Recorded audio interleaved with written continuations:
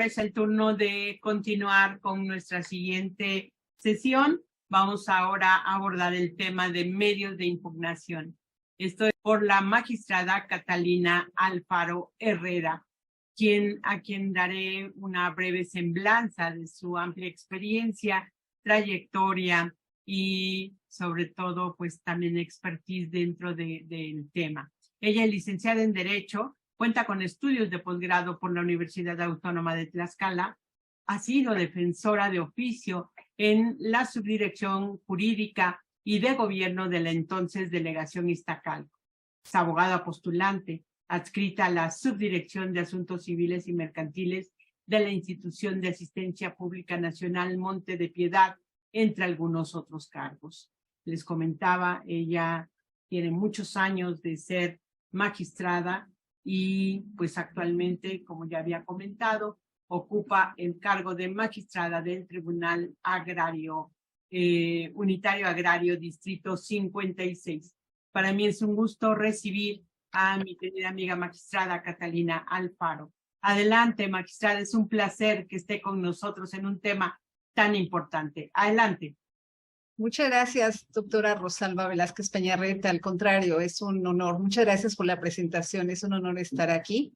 Realmente agradezco la invitación de la magistrada presidenta Maribel Concepción Méndez de Lara para participar aquí en estas conferencias atinentes, ahora sí, a la excelencia agraria. ¿Por qué? Porque pues están encaminados en los concursos de especialización, ¿no? Que varios de los aquí presentes, más bien todos, la mayoría, compañeros, pues están aquí para acceder a una plaza y pues mucho éxito a los compañeros también.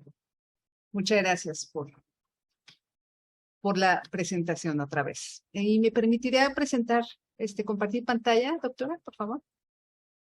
Claro, con mucho gusto, creo que ya la tiene. A ver, entonces. Es magistrada, cuando usted guste.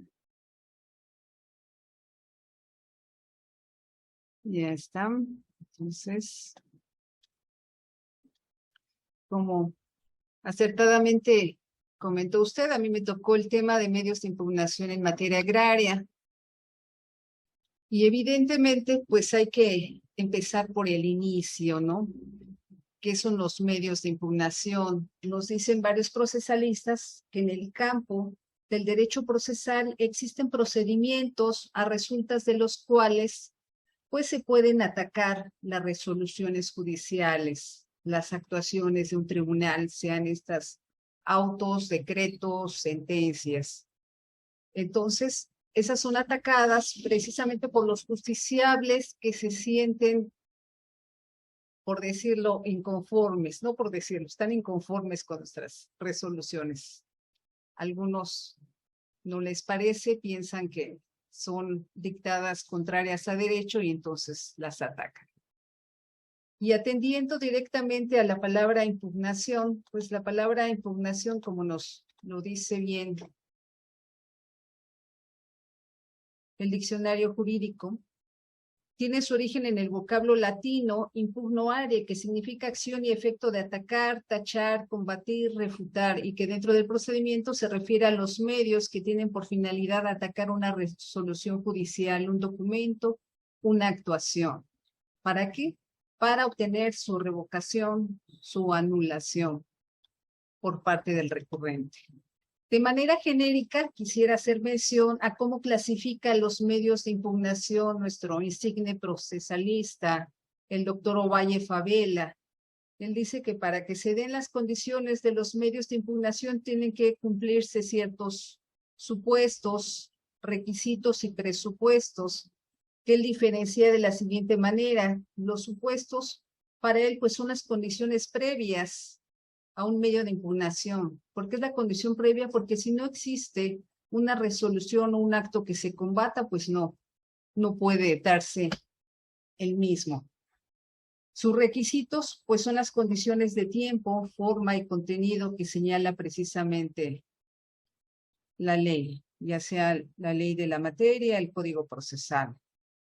Y los presupuestos, pues evidentemente, se refieren a la competencia de quien va a resolver ese medio de impugnación, cómo se va a desenvolver su sustanciación y obviamente se tiene que emitir la resolución buscada por el inconforme, que como ya dijimos, pues se pretende atacar para que se nulifique ese error procesal, porque también en la doctrina así se identifican como errores procesales. Por su naturaleza tenemos que los recursos son ordinarios, extraordinarios y especiales. Esto es de manera genérica.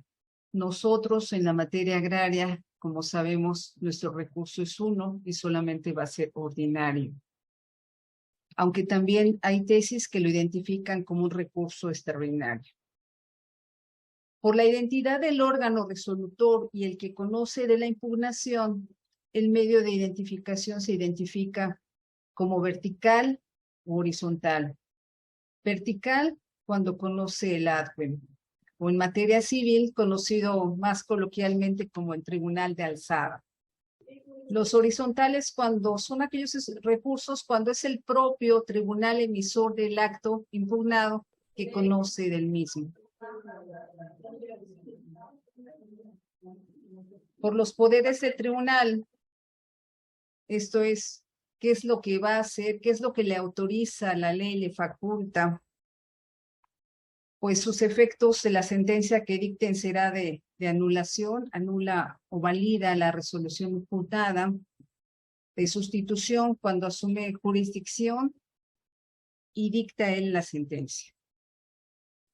La de control, pues básicamente es un recurso de queja que se estila en otras áreas, que no invalida ni confirma, solamente se refiere a su subsistencia. Los medios de impugnación en materia agraria, como ya lo mencionamos, solo existe un recurso, es el recurso de revisión. Es único y por lo tanto se considera un medio ordinario de defensa. ¿Dónde está regulado? Lo sabemos todos. En el artículo 198 de la Ley Agraria establece de manera clara, contundente y precisa el recurso de revisión y cuáles son las condiciones que deben reunirse las sentencias que van a ser atacadas por este medio. En sus fracciones 1 y 2 y 3 nos señala la primera, que son cuestiones relacionadas con los límites de tierra suscitadas entre dos o más núcleos de población ejidales o comunales, concernientes a límites de tierras de uno o varios núcleos de población con uno o varios pequeños propietarios, sociedades o asociaciones. 2. La tramitación de un juicio agrario que reclame la restitución de tierras ejidales. Y 3. La nulidad de resoluciones emitidas por autoridades en materia agraria.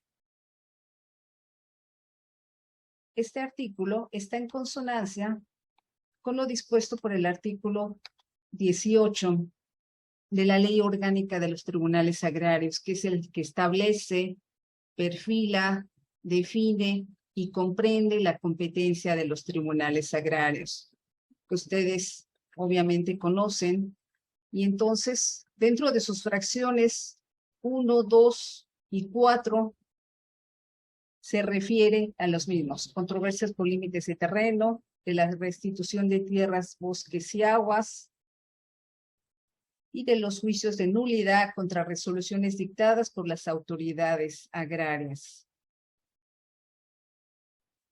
Es curioso, aquí quiero regresarme tantito a lo que nos dice el 198. Quiero destacar algo que podría parecer una inexactitud. En la fracción segunda, cuando habla de restitución, nos dice la tramitación de un juicio agrario que reclame la restitución de tierras ejidales. Entonces, ¿por qué en el segundo del 18 nos dice a los núcleos de población? Aquí ya lo menciona de manera genérica, esto es ejidales o comunales. El 198 no lo dice, es ilegal, es indebido. Pues no, finalmente, atendiendo a la hermenéutica jurídica, se hace un complemento. ¿Y en qué consiste? Déjenles busco la tesis que encontré al respecto.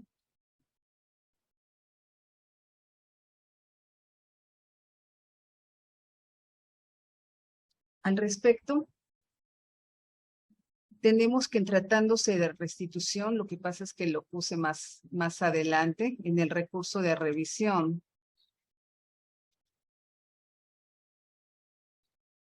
Ya la Corte se pronunció al respecto, en el que dice que aunque diga que nada más sea ejidal y no comunal, es evidente que pues tenemos que abarcar los dos supuestos. En tratándose de un ente colectivo agrario, no puede versar nada más sobre un ejido, lo sabemos. Los entes colectivos agrarios, cuyos derechos protege el artículo 27 constitucional, reglamentaria de nuestra ley agraria, y de la que es reglamentaria nuestra ley agraria, son obviamente los ejidos y las comunidades, pero esto lo vamos a ver más adelante, nada más que quise acotarlo ahorita. Regresándonos sobre el recurso de revisión, tenemos que en un inicio había muchas dudas por los justiciables, por los abogados, por los colegios, en relación a que si los recursos de recursos de apelación, en este caso, era procedente porque los veía nuestro supletorio Código Federal de Procedimientos o los de revocación. Pero no, quedó definido de que la legislación agraria prevé un recurso específico. Entonces, si lo prevé, lo sabemos, no aplica supletoriedad alguna, no hay laguna alguna que colmar. El único recurso regulado por la ley agraria es el recurso de revisión. Entonces, no se debe de admitir ninguna apelación, ninguna nulidad, ninguna revocación. Y son solamente contra las sentencias que resuelvan sobre esos supuestos que ya leímos: conflictos de límites, restitución de tierras, nulidades de resoluciones de autoridad en materia agraria. Esto es, no proceden contra autos, ya sean de prevención, de admisión, contra medidas precautorias, por más que las partes sientan que el tribunal al dictar el acuerdo lo hizo violando sus derechos humanos procesales, no puede proceder el recurso de revisión. Ni tampoco en tratándose de una resolución de caducidad, por más que sea una resolución que aunque no resuelve el fondo del asunto, lo sabemos, ha quedado ese tema procesal claramente definido, es una resolución que pone fin a la instancia. Y aunque haya versado el juicio en alguno de los supuestos del 198, hay sendas jurisprudencias en el sentido de que no procede contra una resolución de caducidad, por más que le ponga fin al juicio. ¿Qué es competente? Pues es el juicio de amparo. No hay de otra. Las jurisprudencias, sobre todo la segunda sala de la Corte en esta jurisprudencia, en la 138/2002, es clara al decir que el recurso de revisión es un mecanismo de defensa excepcional y no apto para impugnar la resolución de los tribunales agrarios que dicten en diferentes tópicos, como es el caso de la caducidad.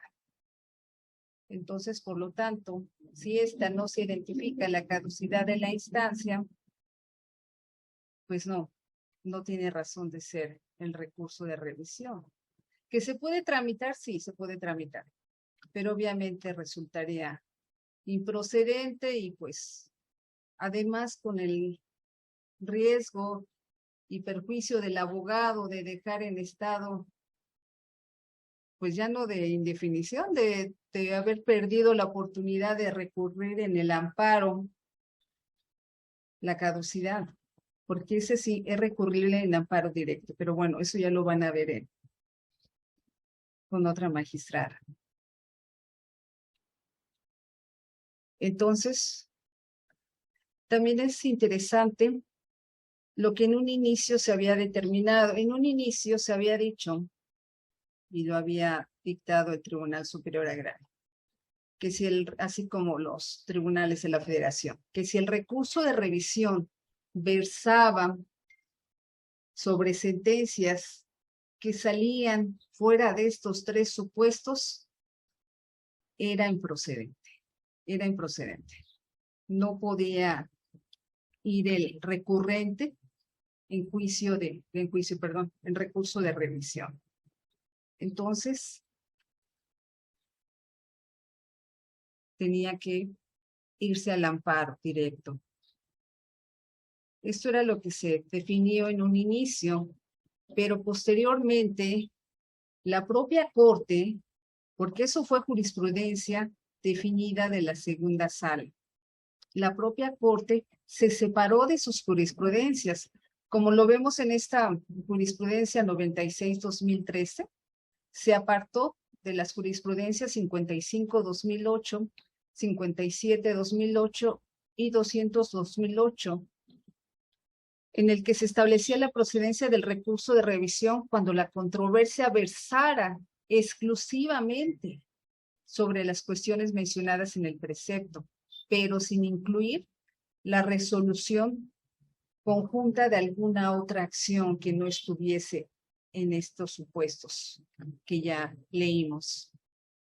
Pero sin embargo, la Corte reconoció, y más que nada atendiendo al principio de no dividir la continencia de la causa, ahora sí que corrigió y enmendó la plana y determinó que finalmente, si se excluía el conocimiento del recurso de revisión porque una de las acciones era diversa a las contempladas en los artículos 198 de la Ley de la Materia y 18 de la Ley Orgánica, pues se dejaba en estado de indefensión. Entonces, se determinó que sí procedía el recurso de revisión y es lo que en la actualidad nos rige. Si en un juicio agrario, en primera instancia, se resuelve sobre la nulidad, lo vamos a ver también más adelante, un caso clásico, la nulidad de un acta de asamblea y su inscripción ante el Registro Nacional, pero la inscripción ante el Registro Agrario Nacional no es solamente como consecuencia del mismo, sino por no haber observado su reglamento interior y la ley de la materia, esto es por vicios propios, procede el recurso de revisión, procede que el Tribunal Superior Agrario se aboque al conocimiento. El trámite de este recurso de revisión que hemos venido hablando lo regula el artículo 200.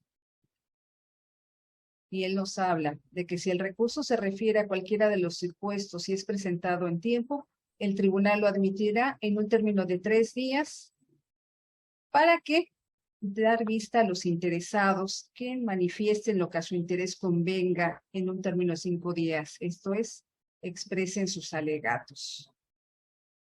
La ley agraria nada más nos dice con un escrito de agravios, un simple escrito de agravios, no nos da mayores requisitos. De este artículo, del artículo 200, se ven todos y cada uno de los requisitos de procedibilidad del recurso de revisión.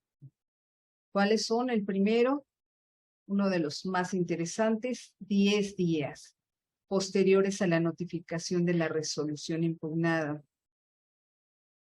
Es una redacción sencilla, pareciera que no da lugar a dudas, pero pues sí las da. Y eso también ha generado pues que la Suprema Corte de Justicia, los tribunales de amparo, pues se pronuncien al respecto.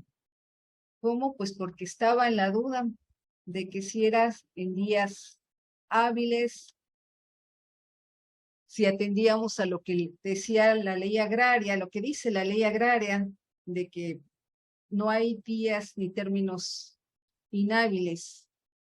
No, la Corte nos dijo en esta jurisprudencia 23/2004 que si bien es cierto, no se precisa el momento a partir del cual debe computarse, debe tomar en cuenta con las reglas respectivas que este cómputo debe señalarse una vez que ha surtido efectos. Esto es, siguiendo las reglas del Código Federal de Procedimientos Civiles, ¿qué es lo que nos dice? Al día siguiente al en que surta efectos, es cuando empieza a computar el término, posteriores a la notificación, y deben de computarse evidentemente a partir del día hábil siguiente, descontándose los días en que el tribunal del conocimiento dejó de elaborar.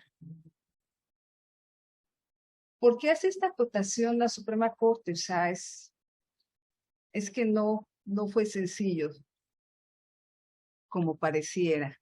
Se pueden violentar derechos. De hecho, se violentaron en un inicio cuando se computaban los plazos de manera natural, considerándolos como días naturales. Y pues, ¿qué resulta? Si los contamos como naturales, les acortamos el término a los justiciables en perjuicio de sus derechos procesales, de sus derechos humanos procesales. Entonces, fue necesario que la segunda sala, en un tópico tan sencillo como es el término, pues tuviera que acotar lo conducente. Ahora, ya que vimos a partir del artículo 200 las condiciones y los requisitos a través del cual se da trámite a un recurso de revisión, entre otros de los requisitos es que debe ser mediante escrito ante el Tribunal Unitario Agrario. ¿Qué implica esto? Que debe ser ante el propio Tribunal Unitario Agrario. Si es ante el Tribunal Superior Agrario, evidentemente, pues no se está cumpliendo con los requisitos. Y como ya vimos, le dará trámite, dará vista, pero eso no significa que lo admita. Y esto también en un inicio, al inicio de la vida de los tribunales agrarios, generó mucha controversia. Como lo dice el artículo 200, que si el recurso se refiere a cualquiera de los supuestos y es presentado en tiempo, el tribunal lo admitirá en un término de 3 días, pues se entendía que el tribunal agrario tenía facultades para decidir sobre su admisión o desechamiento. Sobre todo, ellos partían de la base de la temporalidad, de que si no estaba presentado en tiempo, pues podía desecharlo por más que él mismo se refiriera a uno de los supuestos del artículo 198 del mismo, ahora sí de la ley agraria, ¿no? El ordenamiento legal del que estamos hablando. Pero pues no olvidemos que somos tribunal ACO y que no se debe de interpretar esa admisión, esa expresión verbal de admisión de acuerdo a la gramática, no, sino que hay que irnos más allá. Y nos dice la segunda sala, en su tesis de jurisprudencia 41 del 97, de que tenía que interpretarse con amplitud. Y entonces, la palabra admitir, teníamos que interpretarla como dar trámite al recurso. ¿Por qué? Por la elemental situación que conforme al artículo 9, que más adelante vamos a ver, el artículo 9 de la Ley Orgánica de los Tribunales Agrarios, que es un artículo muy importante, que se los encargo, que cuando analicen, cuando estudien el recurso de revisión más a profundidad, pues tenemos que analizarlo con el 198 de la Ley Agraria, con el 18 de la Ley Orgánica de los Tribunales Agrarios y con el artículo 9 de la propia Ley Orgánica que se refiere a las atribuciones del Tribunal Superior. Entonces, en base a esas atribuciones que corresponden al Tribunal Superior Agrario, la Corte determinó de manera clara y definitiva que a los tribunales agrarios no les corresponde admitir ni desechar el recurso de revisión promovido. Carecemos plenamente los tribunales agrarios de tales facultades. Por más que al admitir, que al revisar el recurso de revisión presentado en oficialía de partes, veamos que es extemporáneo, que no se presentó dentro de los términos de 10 días, que no lo presentó parte legítima, un tercero extraño a juicio, quizá, que no reúne la resolución combatida, ni se coloca en alguno de los supuestos que señala el artículo 198 de la Ley Agraria, así sea una sucesión, no podemos desechar. Carecemos de esas facultades. Es el Tribunal Superior Agrario quien, como veremos más adelante a profundidad, pues determinará sobre su admisión.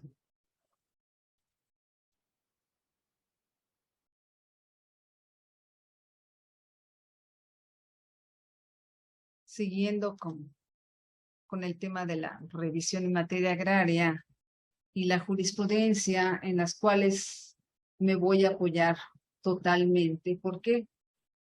Porque pues pareciera que es un tópico sencillo, que es entendible, que no deja lugar a dudas, pero no es cierto.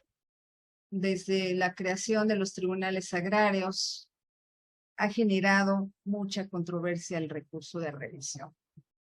Pareciera sencillo, pero ahora sí que hasta la segunda sala de la Suprema Corte de Justicia de la Nación ha resuelto contradicciones de tesis, porque también los colegiados pues han determinado lo que han considerado pertinente y pues evidentemente la Corte ha determinado de manera finalista pues cuáles son los criterios que deben de seguirse y que nosotros debemos de atender. Recordemos que las jurisprudencias ejecutorias de la Corte y las que emita el Poder Judicial en general, pues son obligatorias.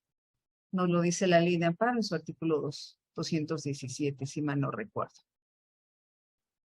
Entonces, pues nos vuelve a hacer énfasis en cuáles son los recursos de revisión, sobre cuáles conoceremos, y como ya habíamos hablado anteriormente, pues vamos a conocer, aun cuando solamente una acción de las que se hayan invocado correspondan y se encuentra en los supuestos de 198. Con que uno corresponda, así sea un conflicto posesorio o de nulidad entre partes, pero si interviene el núcleo agrario por conducto de su órgano de representación y demanda, por ejemplo, la nulidad, la restitución, digamos, de un solar, pues somos competentes. Y así, entrando de uno en uno al análisis de las fracciones que nos señala el artículo 198, el cual dijimos debemos leer en consonancia y de manera coetánea con el artículo 18 de la Ley Orgánica de los Tribunales Agrarios, que son los que definen la competencia de los tribunales agrarios. Retomándolo, tenemos que la fracción primera, para entrar más a fondo, más a detalle, son las cuestiones relacionadas con límites de tierras suscitadas entre dos o más núcleos de población, ejidales o comunales. Esto es, cuando es una controversia netamente de índole colectivo entre los núcleos agrarios. Pero también no solamente entre ellos, no solamente cuando contiendan entre dos ejidos o entre un ejido o una comunidad, sino también cuando haya límites de tierras sobre el núcleo de población con los pequeños propietarios, sociedades o asociaciones.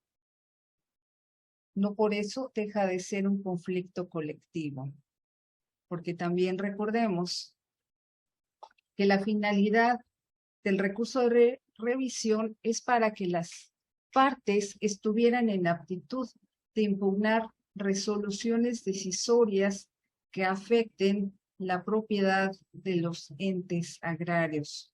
Fue para darles mayor protección legal. Por eso, como lo vamos a ver también más adelante, pues no entran dentro del recurso de revisión los derechos individuales, sino los derechos colectivos.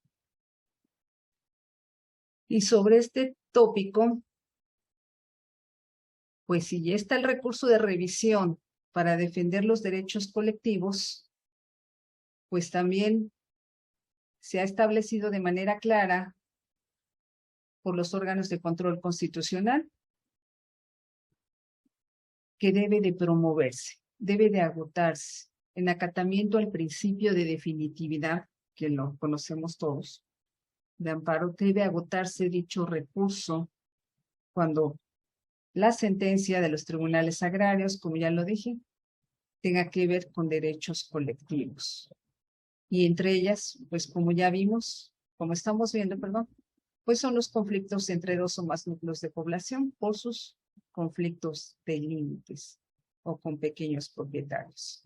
Por lo tanto, aquí sí es claro también que debe de agotarse dicho medio. No pueden irse, bueno, sí pueden irse, ¿verdad? Pero será improcedente.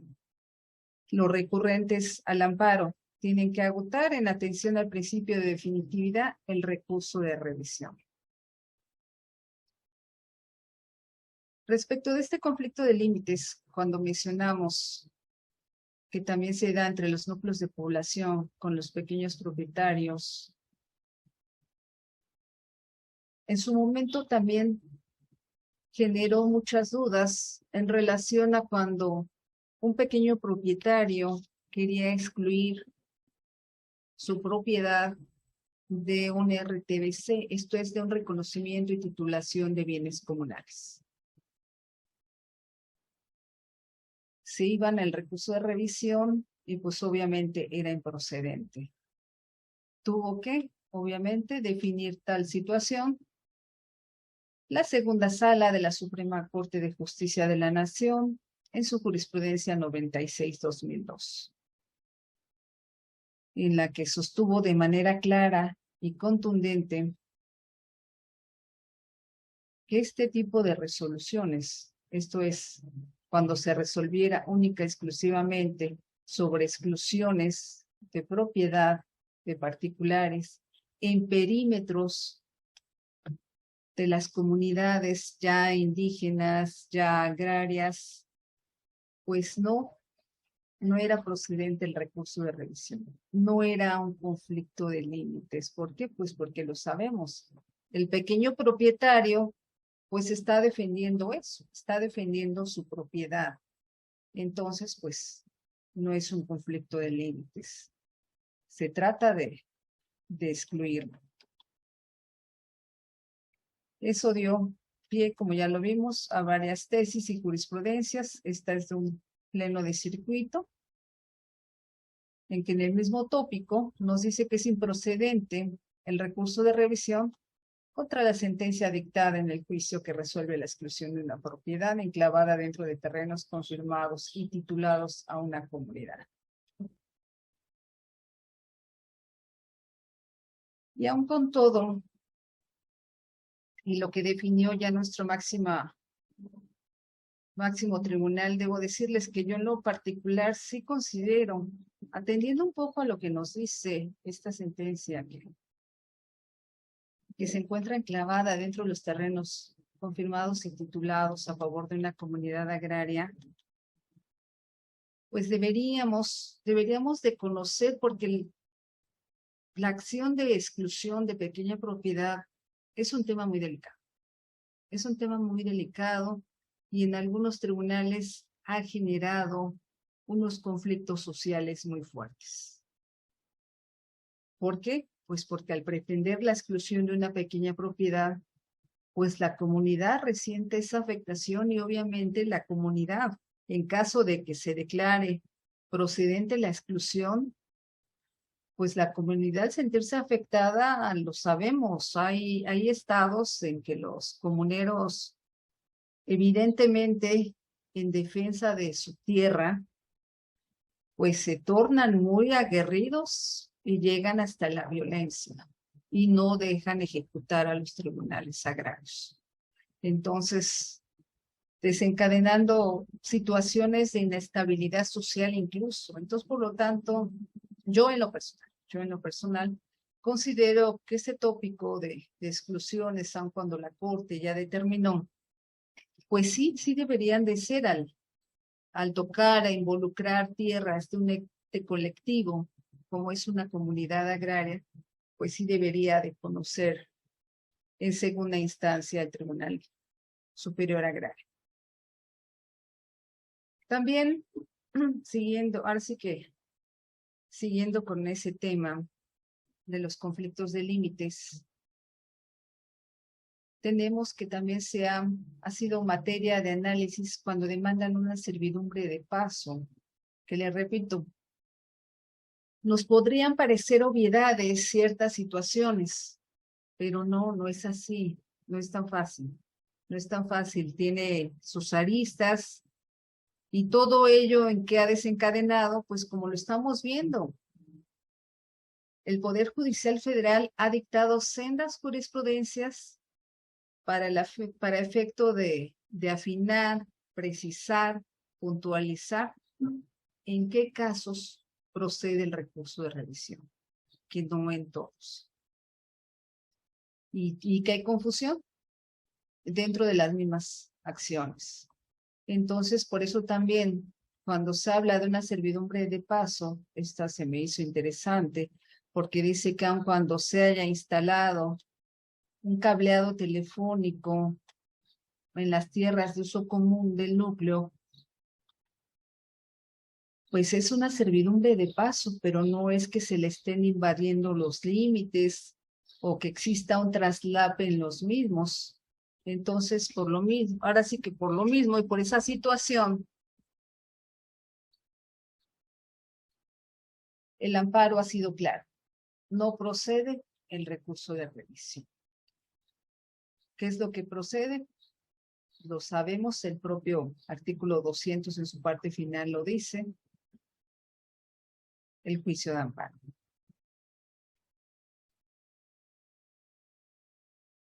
Ahora, yéndonos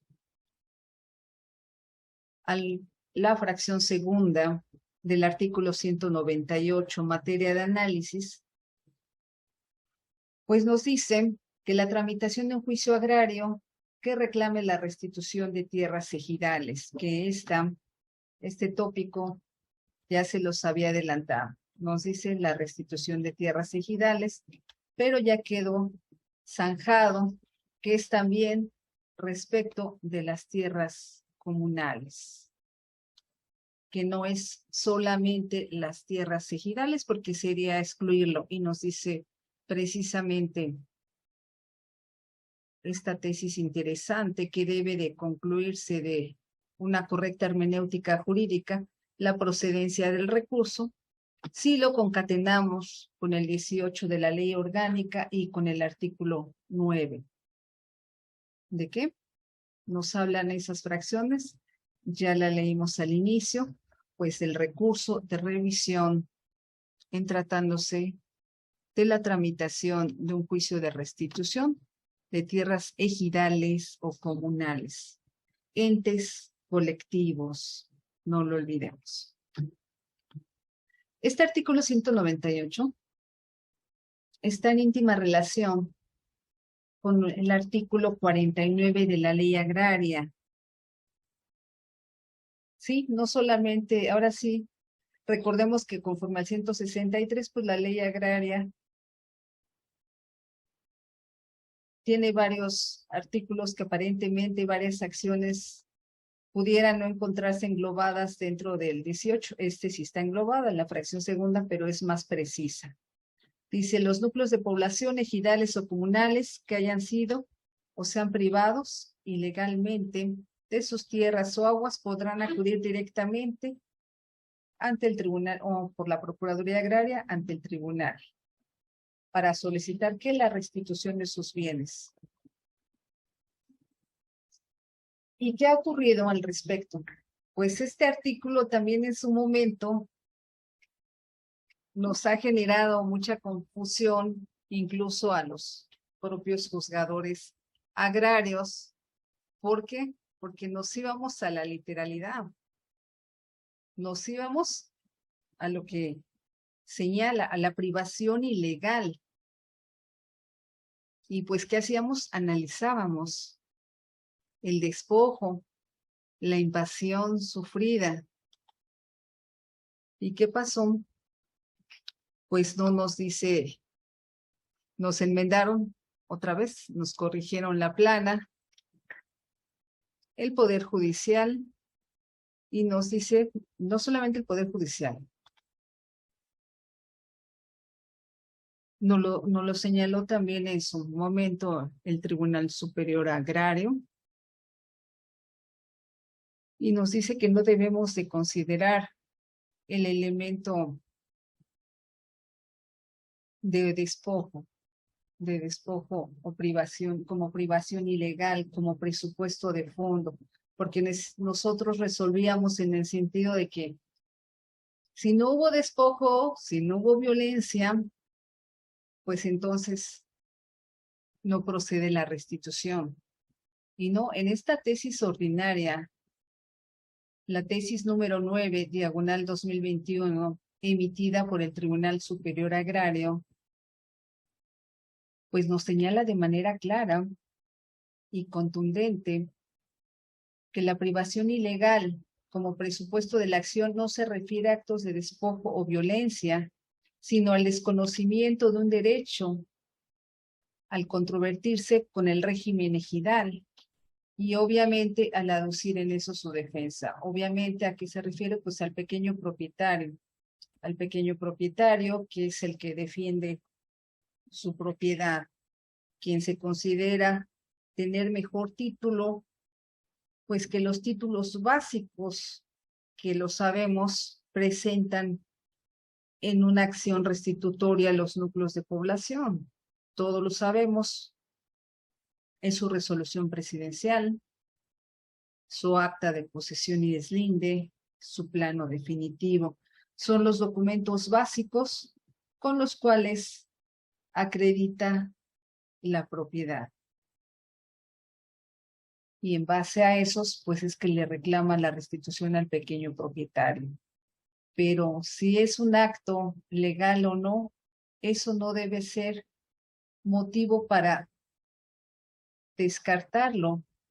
La acción restitutoria no debe ser tomada en cuenta como presupuesto de fondo de la acción. Tenemos que entrar al análisis de la restitución como tal.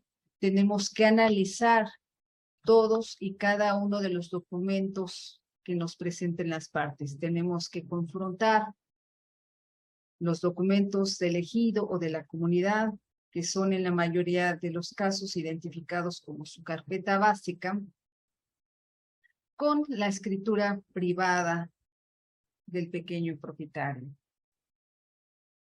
identificando sus demás elementos, que aparte de la propiedad, pues es la posesión que esté siendo ejercida por la parte demandada.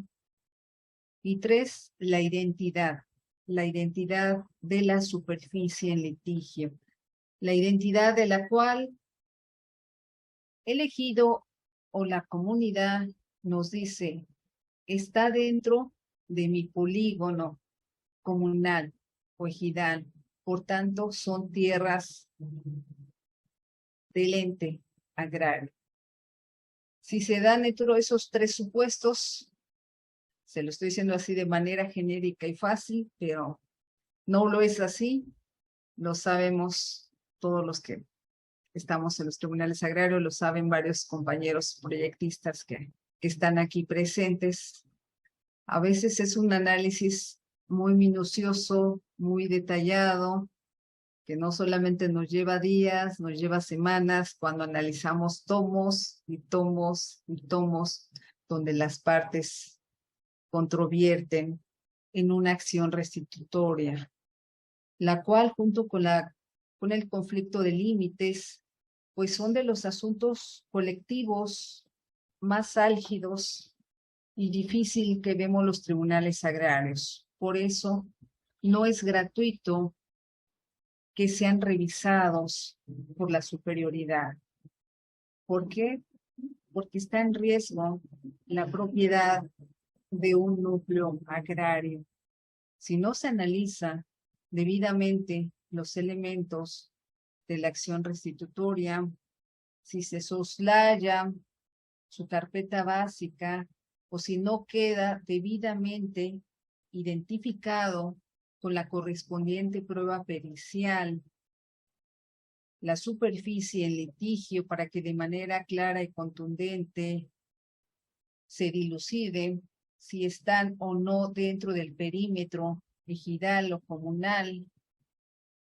Si ahora sí se nos va un pequeño detalle, el Tribunal Superior Agrario en revisión nos corrige la sentencia. Nos corrige la sentencia y pues pueden darse dos cosas. Si está ya adelantándome un poco, si está debidamente integrado el expediente, pues o asume jurisdicción y es el Tribunal Superior Agrario quien resuelve en definitiva, revocando y modificando nuestra sentencia, o de plano la deja insubsistente, nos ordena la reposición del procedimiento. ¿Y qué es lo que ordena en la mayoría de los casos?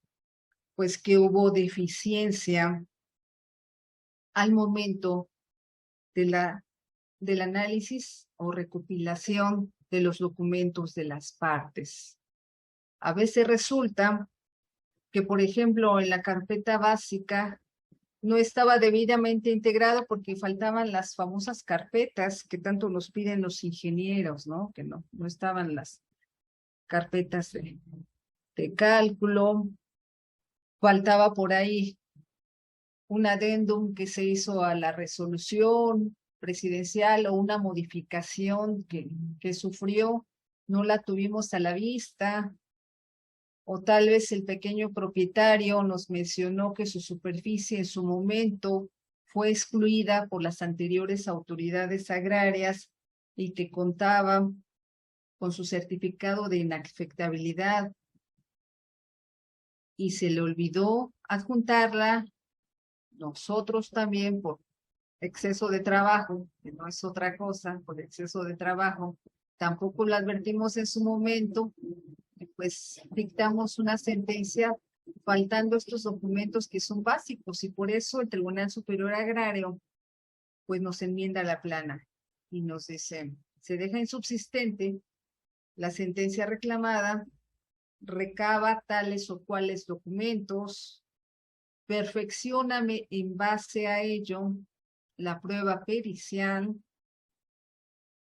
llama a una junta de peritos y resuelve con estos nuevos elementos, con este material probatorio ya mejor integrado, ya más completo, resolvemos, nos abocamos a resolver. Entonces, como les repito, se ve fácil una acción restitutoria, nada más es observar los elementos que nos pide la Corte, los requisitos que ya todos sabemos y que ya se los dije, pero no.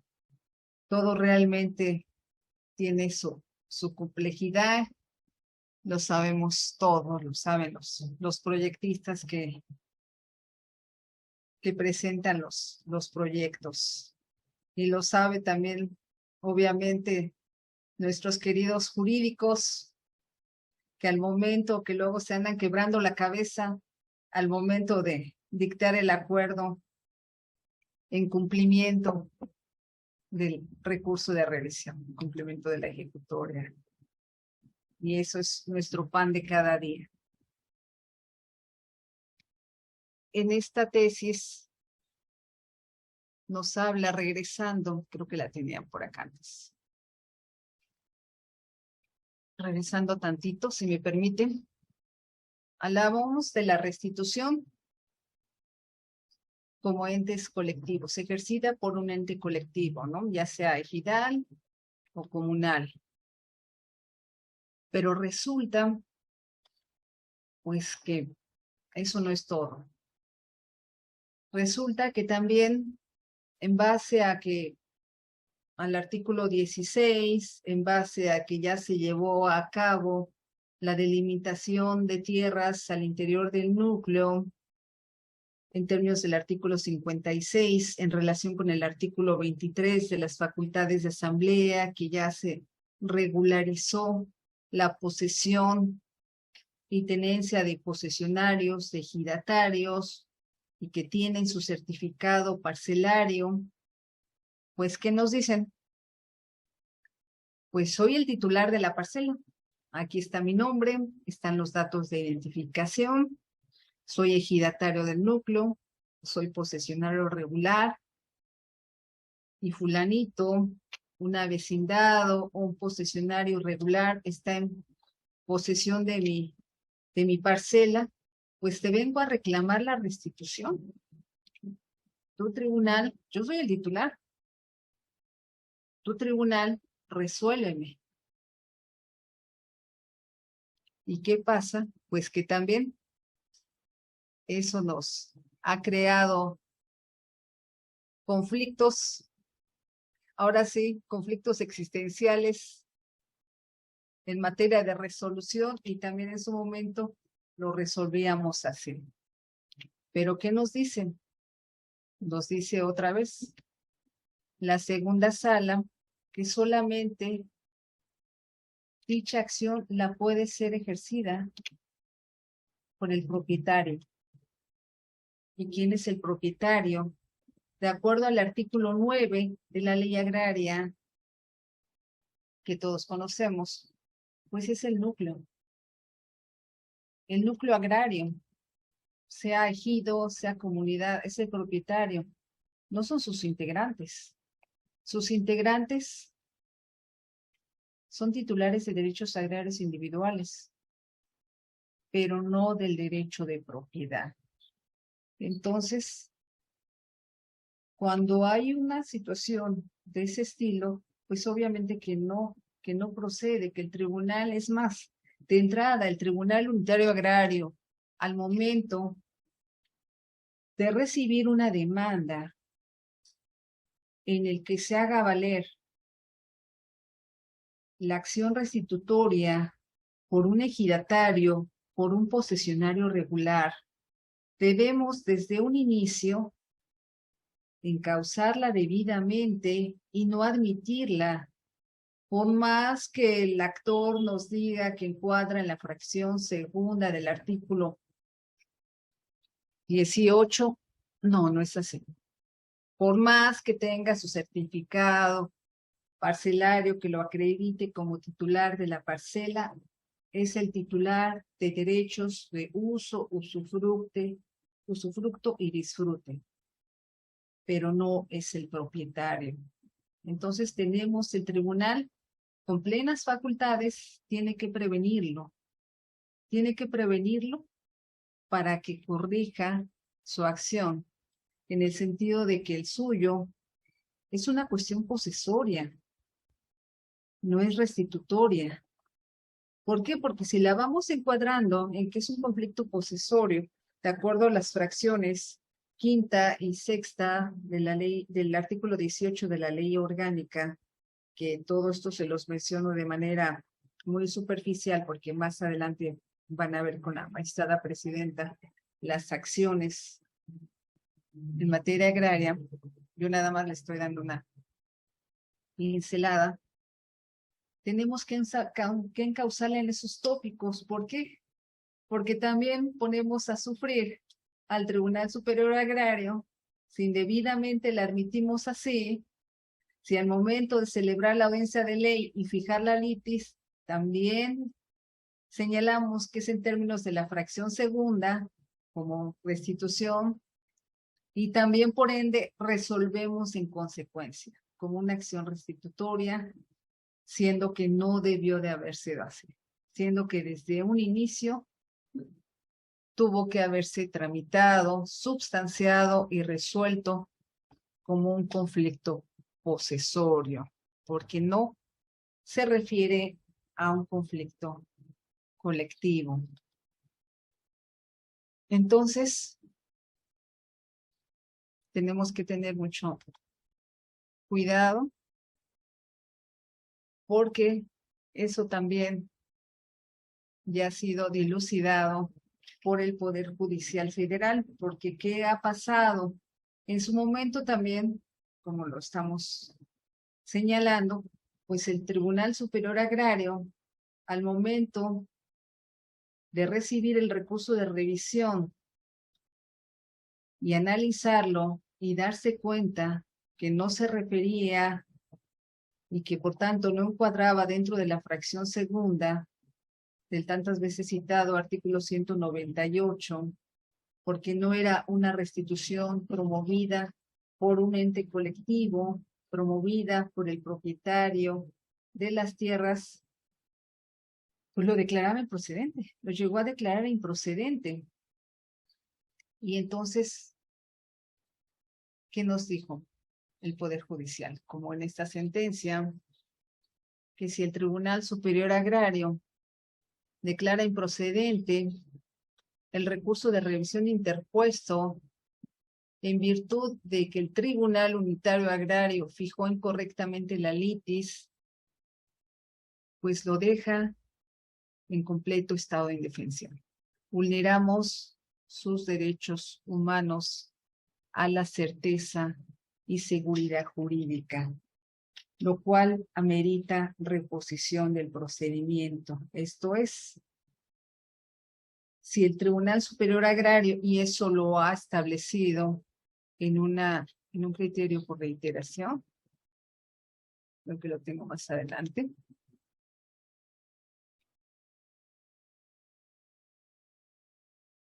Déjenla busco porque ya la tenía aquí.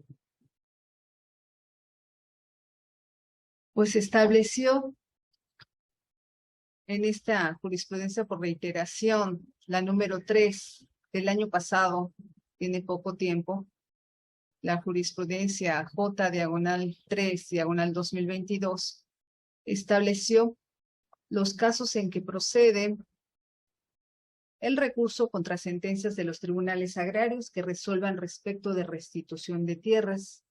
Y volviendo a los tópicos, pues nos vuelve a señalar, es un medio ordinario de defensa, es una acción que pertenece, como lo hemos dicho, al régimen ejidal o comunal, y si el demandado sustenta su defensa en el hecho de que posee la superficie sin ánimo de sustraerla ni controvertirla, pues es un conflicto posesorio, como hemos mencionado, a que se refieren las fracciones quinta y sexta del artículo 18 de la ley orgánica.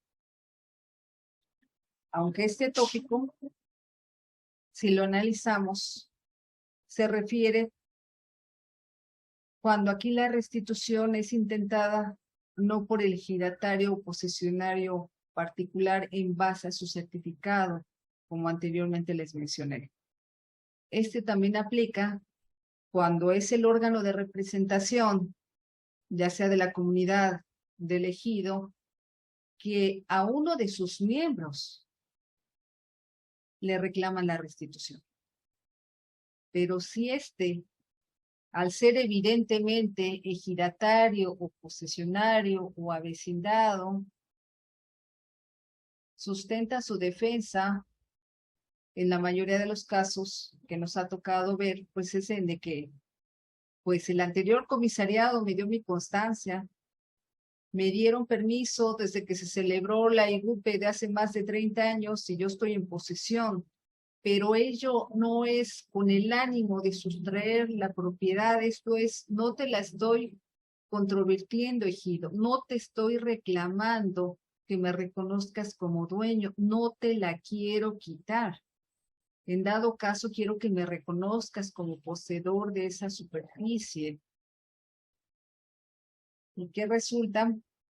Pues al no tener el ánimo de sustraerla ni controvertir ese régimen de propiedad, esto es, que esas tierras son ejidales o comunales, no quiere alterar su naturaleza agraria, pues resulta que ese conflicto es posesorio, no es restitutorio.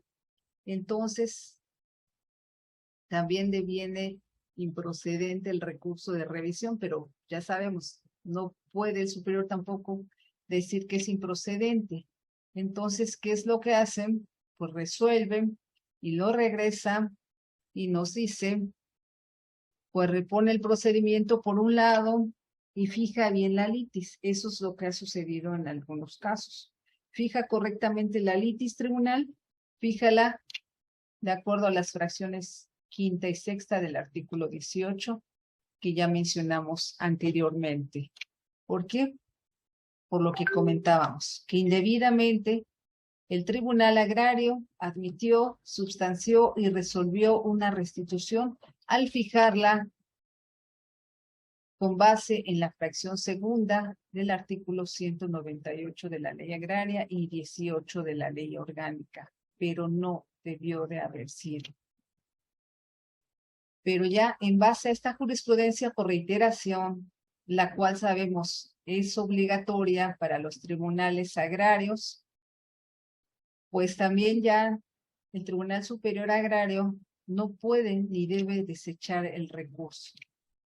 Entonces también debe de resolverlo en consecuencia, pero ojo, esta palabra indebidamente el Tribunal Agrario admitió, substanció y resolvió, pues es una llamada de atención para nosotros los tribunales agrarios, que tengamos puntual cuidado en este tipo de asuntos, no solamente en la resolución, no, tenemos que tener cuidado desde la admisión, porque recordemos que la admisión es ahora sí que es el punto fino del juzgador, es el primer acto que emite el tribunal.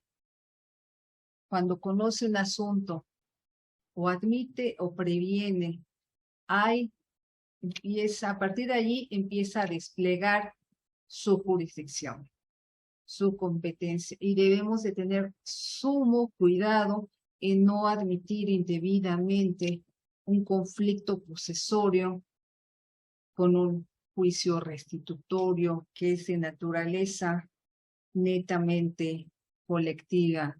No nos cansaremos de hacer énfasis en esta situación, en este tópico, porque sí, es muy delicado. Ahora sí que ha generado diversas jurisprudencias, tanto de nuestro Tribunal Superior Agrario como del Poder Judicial de la Federación. Ya la vimos, un presupuesto ilegal, que no existe tal en la restitución. También, lo de fijar incorrectamente la tesis. Ahora ya nos vamos a la fracción tercera, la fracción última, permiso.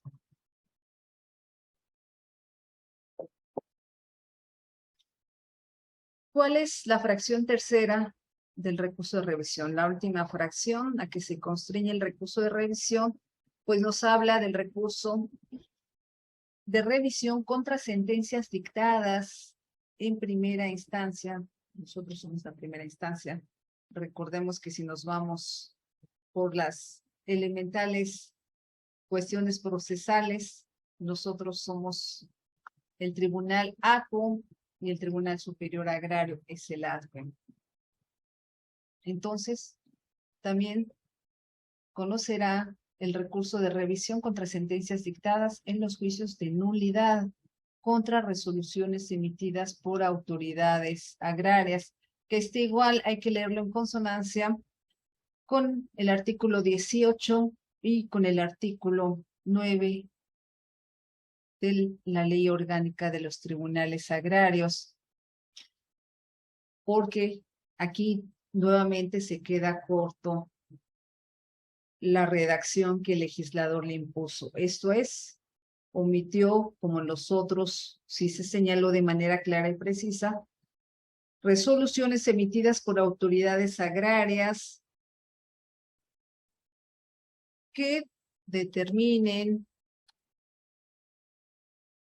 que conculquen un derecho o determinen la existencia de una obligación. Modifiquen, extingan un derecho o determinen la existencia de una obligación.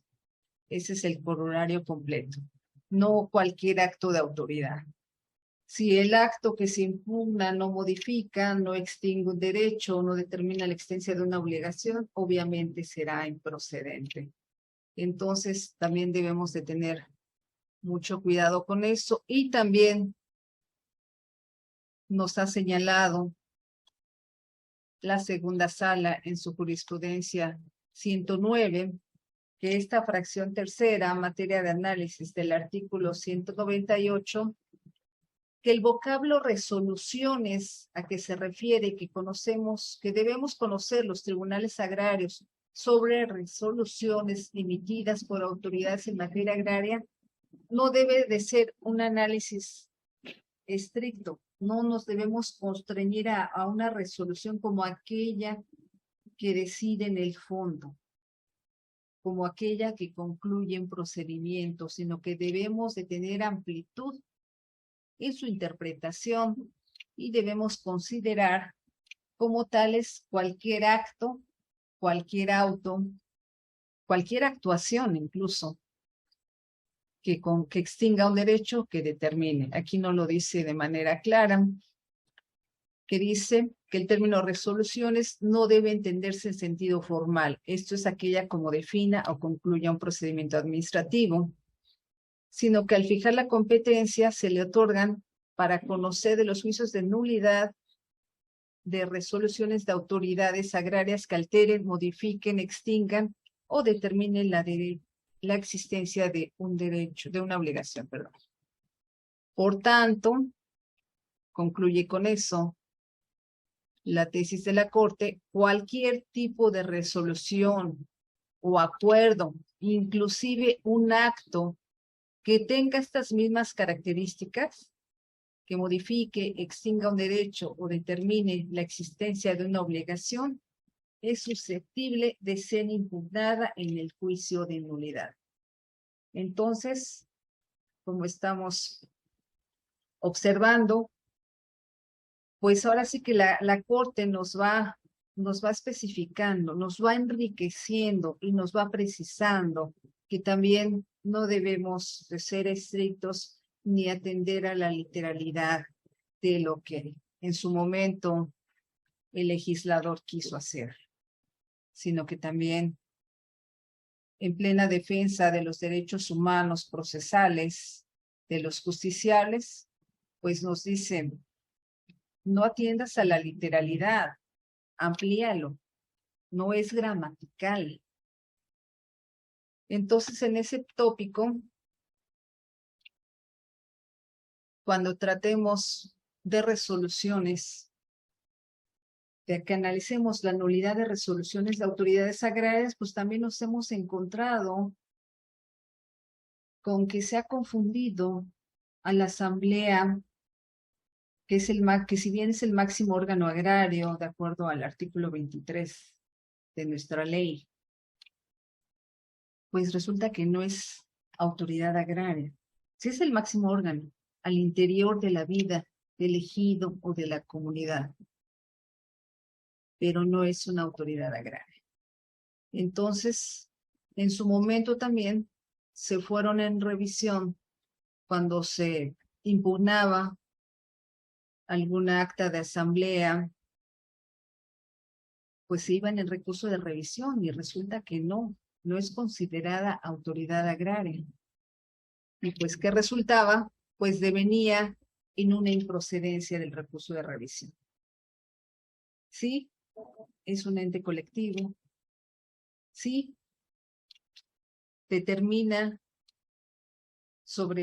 pudiera determinar sobre los derechos de los sujetos al interior. Pero repito, anteriormente, conforme a la Ley Federal de Reforma Agraria, si bien se consideraba una autoridad agraria, eso quedó claramente excluido en nuestra actual ley. Bueno, ni actual, ya el año pasado cumplimos 30 años.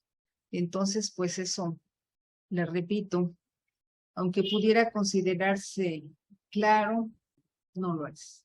No lo es. Realmente tenemos que ser muy acuciosos al momento de revisar un asunto para que no queden lagunas que a veces pues son océanos, ¿no? Tenemos que ser precisos para no trastocar ningún derecho humano procesal, para no dejar en estado de indefensión a los justiciables. Pero bueno, zanjado esta situación, ¿qué tenemos? Como ya habíamos leído anteriormente, se puede invocar la nulidad de una asamblea general ejidatarios, pero ya no vamos a partir de la base de que es un acto de autoridad, sino aunado a ella, pues estoy demandando también al Registro Agrario Nacional. ¿Y el Registro Agrario Nacional qué es? Es una autoridad agraria, esa sí es una autoridad agraria, entonces Tribunal Superior Agrario, sí tienes que conocer de mi recurso de revisión. ¿Por qué? Porque involucré al Registro Agrario Nacional en mi demanda. Pero ¿qué resulta también? Ojo, hay que tener mucho cuidado. Si se demanda el Registro Agrario Nacional como consecuencia de lo decidido por aquella, esto es, se demanda la nulidad de la asamblea, así como su inscripción ante el registro agrario, pues tenemos que este no es un acto de autoridad como tal. El registro agrario no desplegó ningún acto que lo haya perjudicado, actuó en consecuencia de lo decidido por la asamblea, de lo decidido en el acta que se le presentó para su inscripción. Entonces, solamente procede cuando se impugne por vicios propios, como así finalizó la segunda sala, que este corolario no tiene desperdicio. No podemos soslayarlo y sí hay que poner nuestra atención. Como venimos diciendo, con fundamento en los artículos 198, fracción tercera de la Ley Agraria y 9ª de la ley, también fracción tercera de la Ley Orgánica, procede este medio de defensa contra el acto del registro siempre y cuando se impugne por vicios propios. Esto es, cuando en su caso estamos atacando la calificación registral, ¿no? Oye, ¿por qué la calificaste? Si el acta de asamblea requería, por ejemplo, la participación de un notario público, tú lo soslayaste, no lo analizaste. Tampoco se presentó la Procuraduría Agraria y era un requisito indispensable que estuviera presente un representante de la Procuraduría Agraria y un notario público. Y tu Registro Nacional soslayaste eso, por eso fue indebida tu calificación registral. Fue incorrecta, entonces, ahí sí, procede el recurso de revisión en materia agraria, porque ahí sí estamos atacando de manera directa, de manera frontal, la actuación del Registro Agrario Nacional al no haberse ceñido ni a lo que dice la ley de la materia, ni a lo que señala su reglamento interno.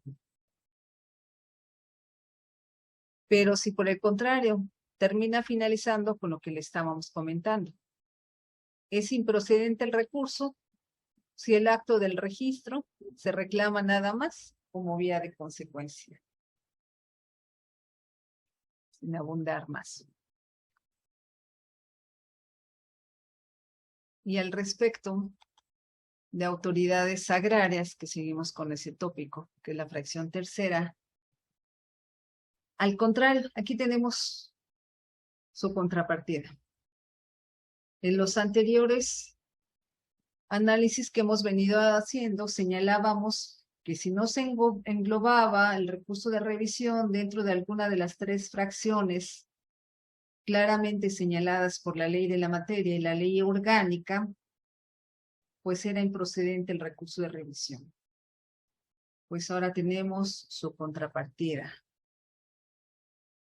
¿En qué sentido?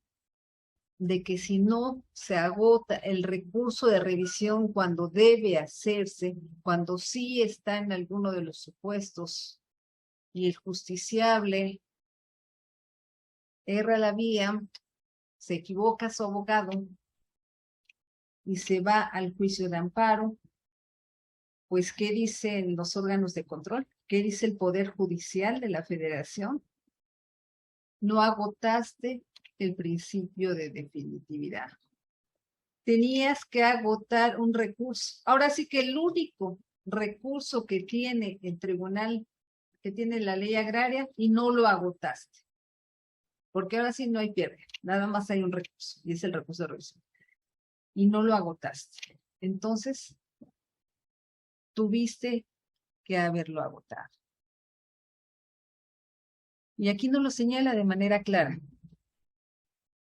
que el recurso de revisión en materia agraria debe agotarse previo al amparo cuando en el procedimiento de reconocimiento y titulación de bienes que deriva la sentencia impugnada se demanda a una institución y esta ocurrió,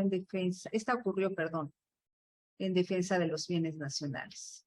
Entonces, al ser un acto de autoridad,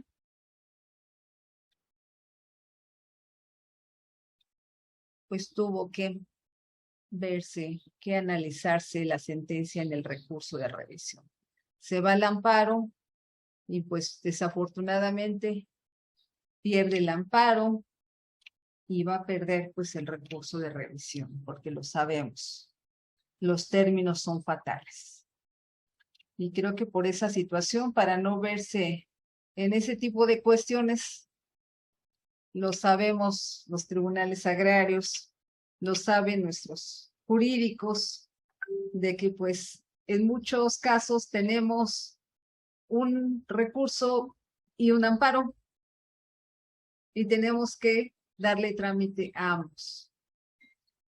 Así el tribunal considere que es incorrecta el juicio de amparo o el recurso de revisión, como ya dijimos, nosotros carecemos de facultades para admitir o desechar. Tenemos que darle trámite y ni modo. Se dobletea el trabajo. Hay que sacar dobles copias, porque un expediente, según lo que se haya tramitado primero, se va al recurso de revisión, el expediente original, y en copia certificada se va al colegiado para que se analice lo conducente. ¿Por qué? Porque esas cuestiones también a veces les gusta provocar los justiciables. Bueno, no los justiciables, los abogados, ¿no? O sea, como para no errarle o para no perderme una u otra, te promuevo recurso o te promuevo el amparo, ya que decidan ellos cuál es procedente, pero así también sirve de que el abogado no se le va el término. Dentro de los términos legales, promueve ya sea el recurso o el juicio de amparo.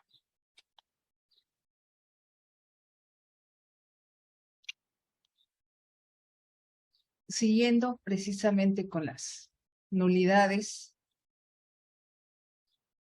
y sobre lo que ya vimos arriba, pues también tenemos esta tesis esta jurisprudencia que se me hace interesante, sobre todo porque, pues, como hemos visto, la mayoría de ellas, pues, son emitidas por la segunda sala, ¿no? Entonces, y que, obviamente, les repito, son obligatorias para nosotras. No podemos soslayarlas, no debemos, de ahí su importancia, incitarlas. No es gratuito. Está claramente establecido en la ley de amparo. Entonces, pues también nos dice sobre la calificación registral, pues corresponde al Tribunal Unitario Agrario el juicio de nulidad. Y pues si corresponde al Tribunal Unitario y es una calificación registral, pues quien conoce en el recurso de revisión va a conocer el Tribunal Superior Agrario, como ya mencionamos anteriormente, porque el Registro Agrario Nacional es una autoridad agraria.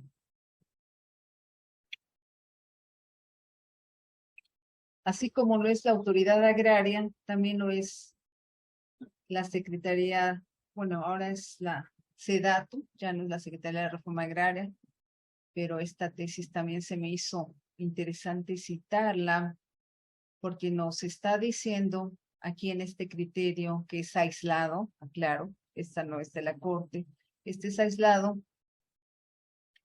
Nos dice el colegiado que la Secretaría de Reforma Agraria carece de legitimación en un conflicto por límites o de restitución o de nulidad, los que estamos analizando, porque él dice que no le causa perjuicio la resolución, no le afecta a dicha secretaría.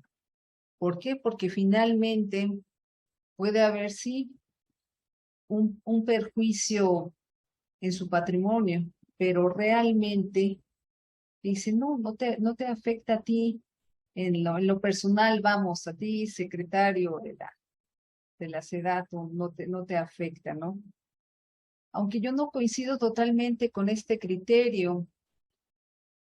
¿Por qué? Porque si bien es cierto, no tiene un interés personal directo como podría tener un pequeño propietario, una sociedad, una asociación, en tratándose de conflictos de restitución, de nulidades.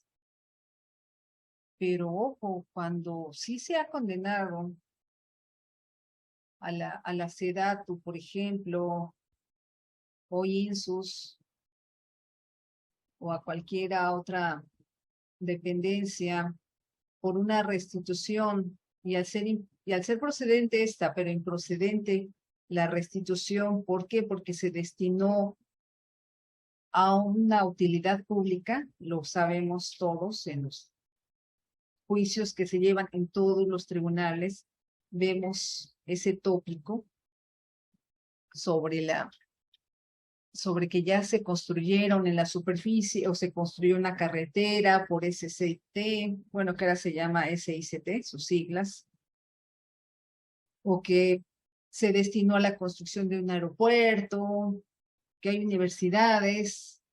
Entonces, pues, ¿qué se hace?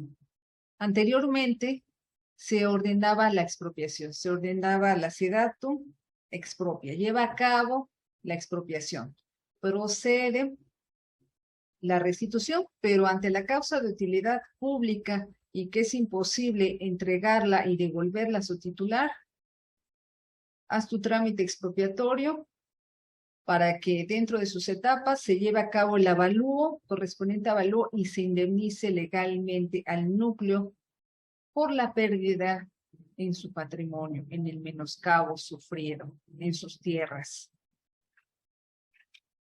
Pero actualmente ya no es así, ya lo que se ordena por parte de los tribunales, porque lo sabemos todos, sobre todo los tribunales donde hay muchos asuntos de la SEDATU, como es el de La Paz, el del Distrito 48, donde tuve el placer y el gusto de estar ahí, son juicios cuya ejecución son largos, se eternizan, se llevan los años, pero literal, los años. ¿Por qué? Porque la SEDATU, al igual como cualquier otra dependencia del Ejecutivo, pues también aunado al recorte presupuestal, no puede concluir y se ha visto rebasada porque pues son muchas condenas de varios tribunales, perdón. Y entonces, y luego resulta, así nos pasó en La Paz, y luego resulta de que ya por concluir ya concluyó todo el trámite de la expropiación, ya lo publicó en el diario oficial, ya se fijó la indemnización, ¿y qué sucedió? Pues que el núcleo agrario inconforme se fue al amparo porque no se le dio vista con la indemnización que señaló el INDAVIN y nos tira todo para abajo. Después de 7 años, nos tiró todo un procedimiento administrativo en ejecución de sentencia. ¿Y qué? Vuelta a empezar. Y no les quiero decir, ahí seguimos. Entonces, para obviar eso, ya los tribunales agrarios ya no se ordena la expropiación cuando es imposible la restitución, ya no se ordena la expropiación. Ya lo que se ordena es que de inmediato se condena a la Secretaría a que, previa indemnización por el INDAVIN, indemnice al núcleo agrario y, hecho lo anterior, se segregue la superficie. Ya de manera automática vamos a segregar la superficie. ¿Para qué? Porque también ha resultado, también no todo es miel sobre hojuelas, también ha resultado que luego con anterioridad el núcleo agrario, no obstante haber sido indemnizado, pues como no se le excluyó esa superficie y sigue obviamente dentro de su polígono, sigue obviamente contemplado dentro de su resolución presidencial, sin ninguna anotación ni inscripción en el registro agrario ni el RPP de que sobre esa superficie ya se convino, ya se le pagó en los famosos, ¿se acuerdan? Cosomer. Entonces, ¿qué hacía? No, pues años después, el núcleo agrario, 10, 15 años después, dijo, ya se les olvidó, pues ahora sí, siguen siendo mis tierras.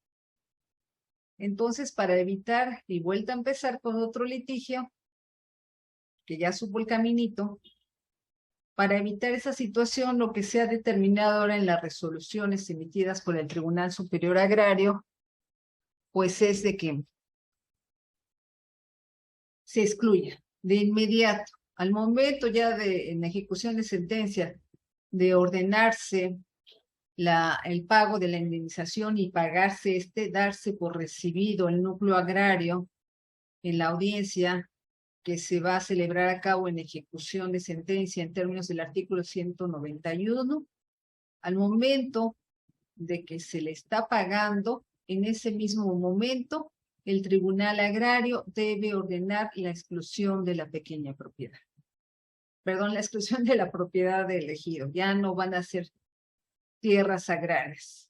¿Para qué? Para que no sucedan más sorpresas ni más adelante vuelvan a demandar restitución de tierras.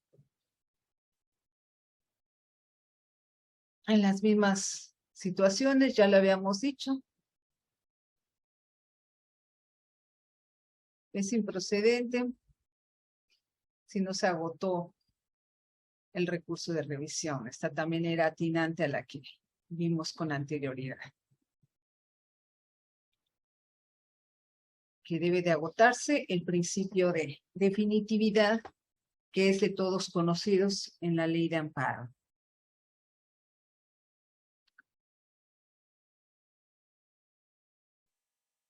Y al contrario, esta tesis también de nuestra segunda sala, también se me hizo importante citarla.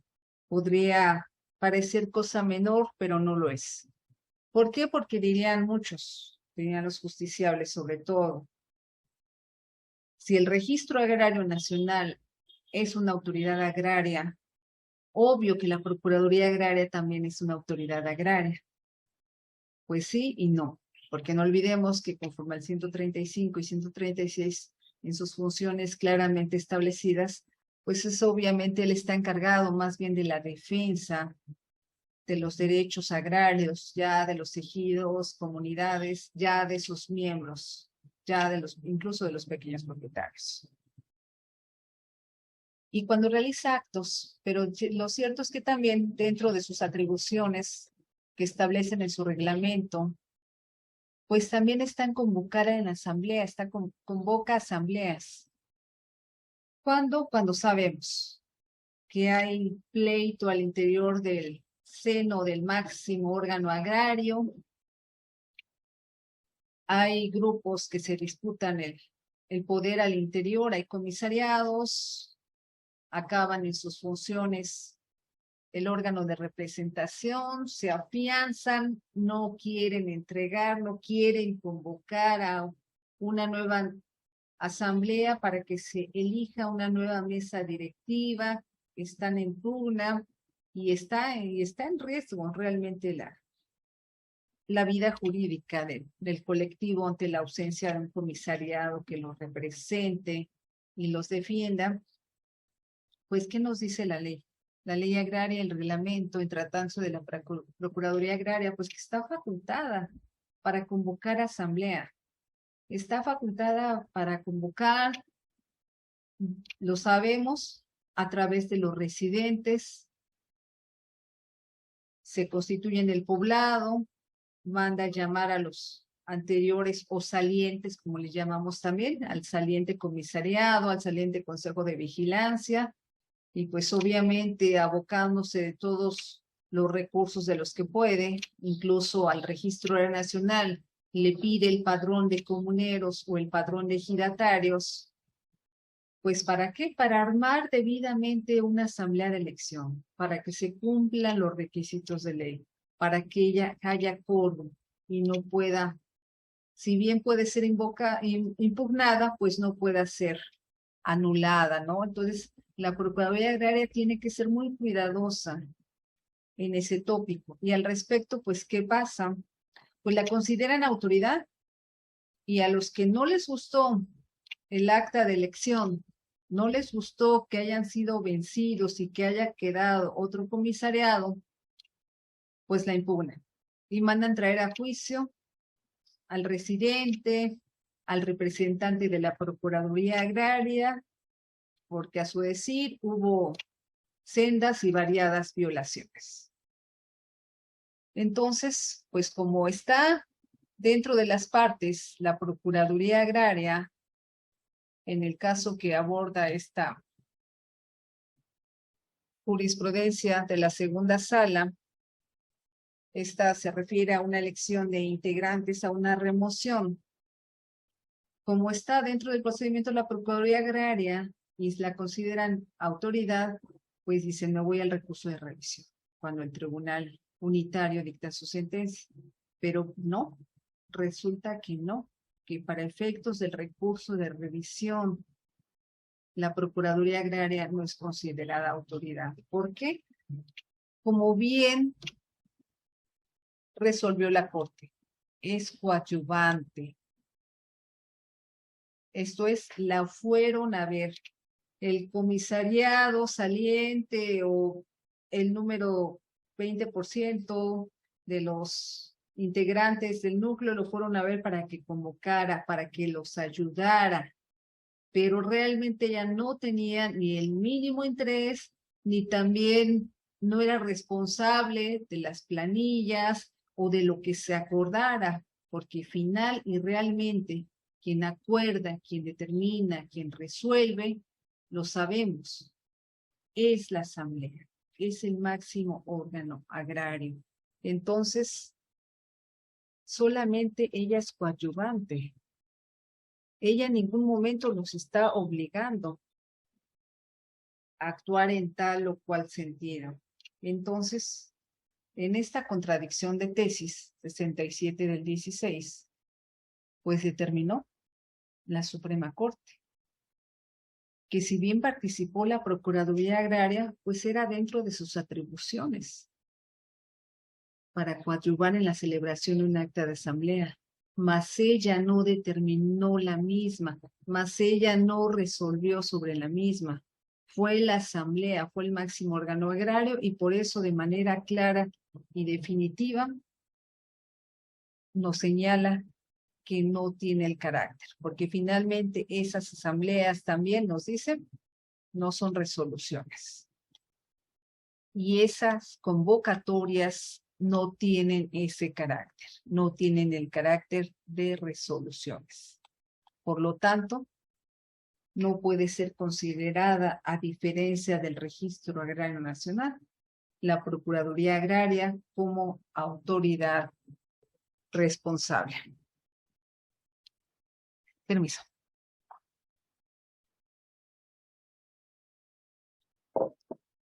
Entonces, recapitulando con lo que ya habíamos visto con antelación, el recurso de revisión es un recurso ordinario, pero en algunas tesis, en algunas jurisprudencias nos dicen que es extraordinario. ¿Por qué? Porque solamente procede contra sentencias definitivas.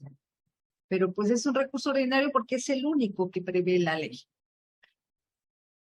Entonces, procede contra sentencias definitivas que ya hemos estado analizando, dictadas por los tribunales agrarios, que se encuentran en alguno de los supuestos que señala el artículo 198 de la Ley Agraria, que debe analizarse y que pervive y persiste en relación con el 18 de la Ley Orgánica de los Tribunales Agrarios. No lo olvidemos, porque de ahí parte la competencia de los tribunales.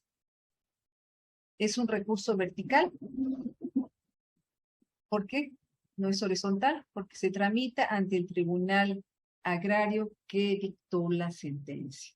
¿Sí? Ante el tribunal agrario se tiene que presentar el escrito de agravios para darle trámite, como ya dijimos. Le damos trámite, pero nosotros ni resolvemos, ni admitimos, ni resolvemos por más improcedente, por más extemporáneo que sea el recurso. Tenemos que darle trámite.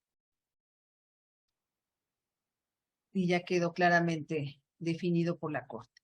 Carecemos de facultades para desecharlo.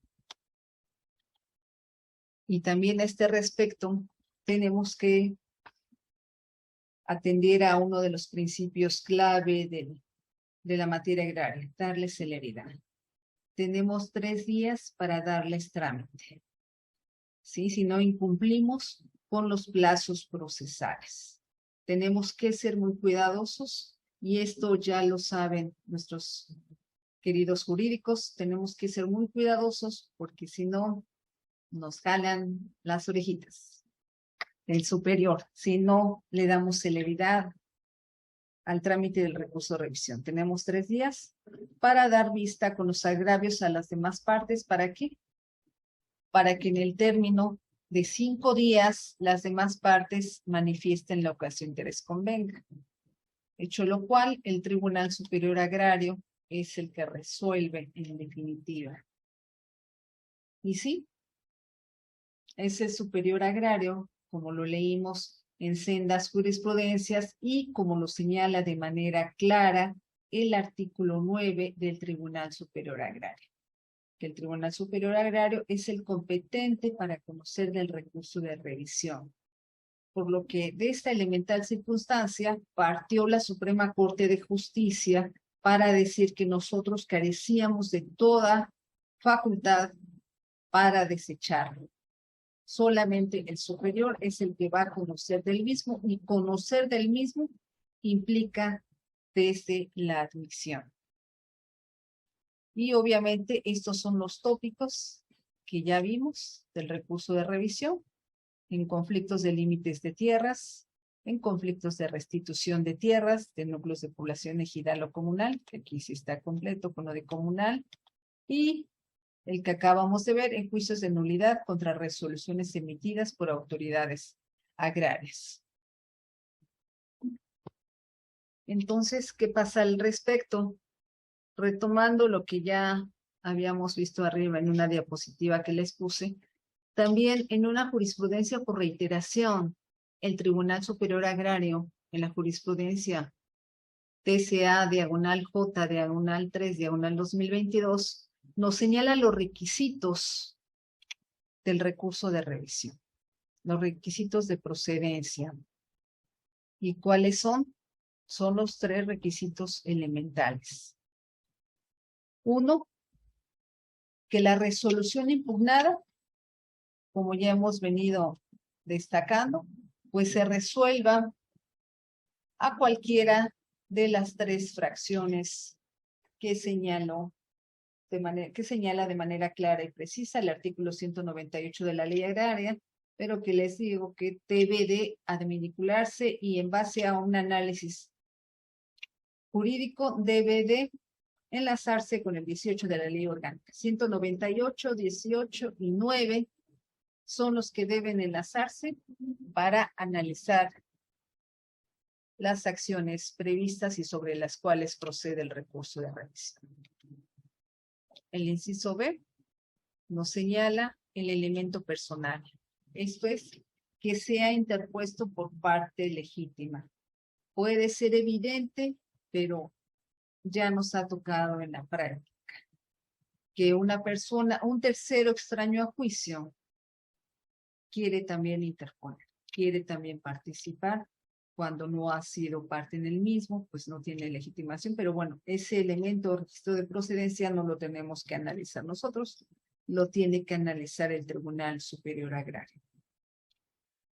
Y también el último y el que ya habíamos analizado con antelación, debe ser interpuesto ante el Tribunal Superior, ante el Tribunal Unitario, nosotros dentro del término de 10 días posteriores. Nosotros, como ya lo dijimos, lo recibimos, le damos trámite para que los contrarios pues expresen sus alegaciones dentro del término de 5 días. Nosotros le damos trámite durante el término de 3 días, damos vista por término de 5 días para que ellos manifiesten lo que a su interés convengan, y ya una vez que tenemos el escrito de agravios, que tenemos las alegaciones de las demás partes, junto con nuestro expediente original, lo reemitimos al Tribunal Superior Agrario para que se aboque al conocimiento y resolución del asunto.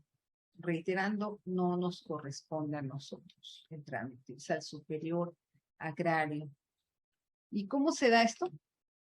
¿Cómo sucede? Es por acuerdo de presidencia. El recurso de revisión, una vez que remitimos nosotros el expediente con el agravio, con las alegaciones al Tribunal Superior Agrario, dentro del término legal a la brevedad, es admitido por acuerdo de presidencia. Pero ojo, este acuerdo de presidencia tampoco significa la procedencia y admisión del recurso de revisión. O sea, lo admití. Es como dijimos anteriormente, lo admite a trámite, mas no significa que proceda. ¿Por qué? Porque puede ser que sea extemporáneo, que se le fue un día, aunque se le haya ido un solo día, lo sabemos. Los términos son fatales. Se le fue un día y ya es extemporáneo, ya no procede.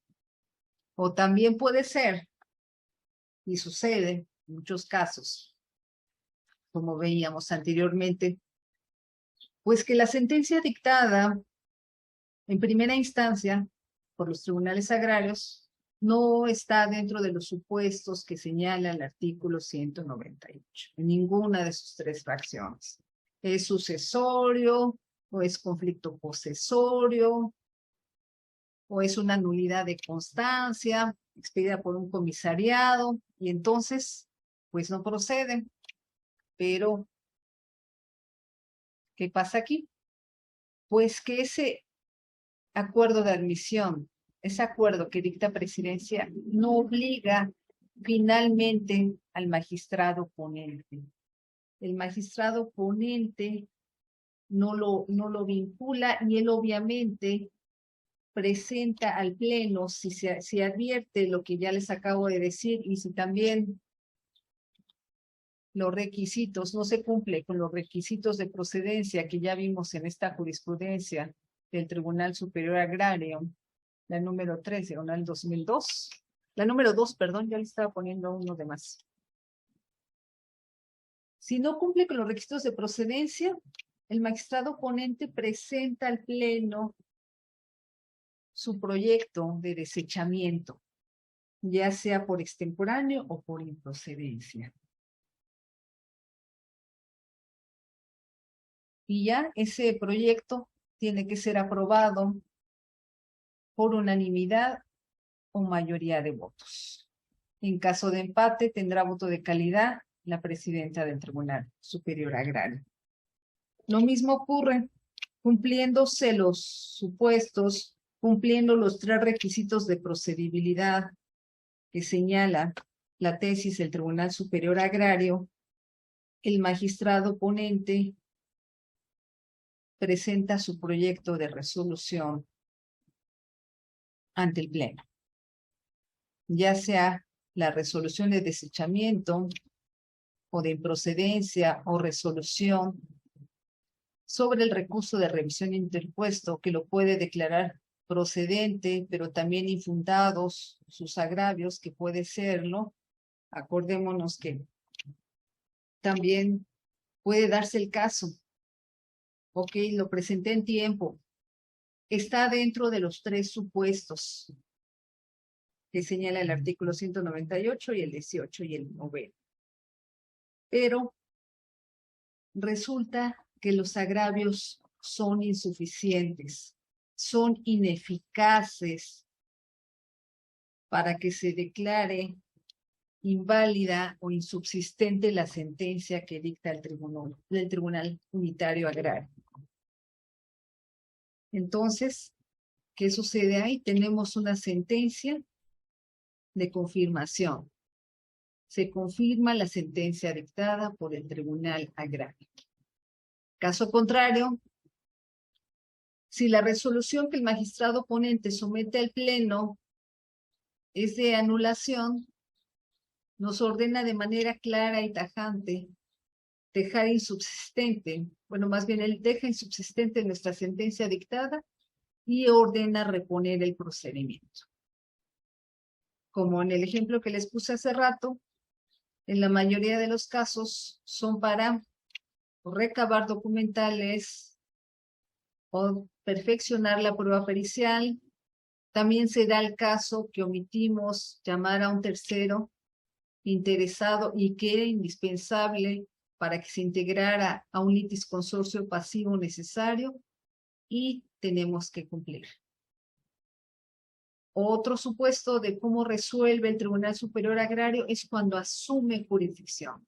También con plenas facultades asume jurisdicción, dicta una sentencia, como si fuera, ahora sí, Tribunal de Primera Instancia, dicta una sentencia y él establece los puntos resolutivos que deben definir el litigio. ¿Qué sucede finalmente contra estas sentencias? ¿Qué es que pueden dictarse en esos 3 sentidos? ¿Qué sucede? ¿Ya es firme e inatacable? No.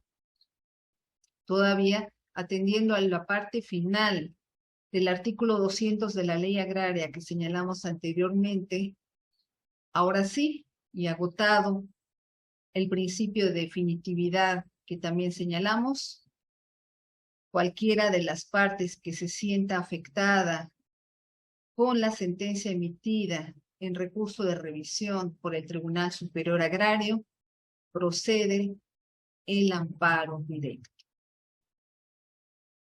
¿Por qué? Porque de eso se trata finalmente, de que los justiciables no queden en estado de indefensión.